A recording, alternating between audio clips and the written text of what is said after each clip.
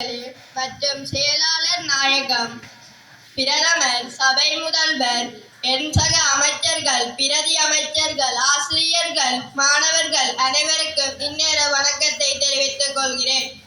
சுகாதாரம், போசாக்கு, விளையாட்டுத்துறை அமைச்சராக என்னை தெரிவு செய்த மாணவர்களுக்கு நன்றியை தெரிவித்துக் கொள்கிறேன். நானும் மற்றும் பிரதி அமைச்சர்களும் பொறுப்பாசிரியர்களும் மாணவர் அணியினரும் இணைந்து செயற்படுத்த உள்ள திட்டங்களை இச்சபையில் முன்வைக்க பெருமகிழ்ச்சி அடைகிறேன்.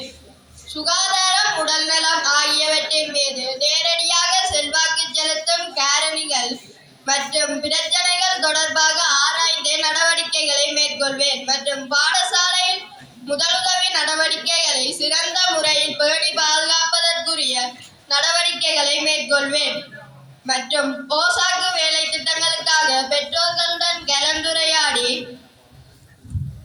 அது தொடர்பான விழிப்புணர்வை ஏற்படுத்துவேன் மற்றும் பாடசாலையில் போசாக்கு தொடர்பான நிறுவனங்களுக்கும் சமுதாயத்துக்கும் இடையே பரந்துபட்ட இடைத்தொடர்புகளை கட்டியெழுப்பி உதவிகளை பெற்றுக் கொடுப்பேன். மரபு ரீதியான விளையாட்டுகளை பாடசாலையில் அறிமுகம் செய்தலும் கால்பந்தாட்ட விளையாட்டுகளை அருகில் செல்வதை மேம்படுத்துவேன். நிறைவான போசாக்குக்காக சுதேச உணவுகளின் நுகர்வை ஊக்குவிப்பதற்காக நடவடிக்கை எடுப்பேன்.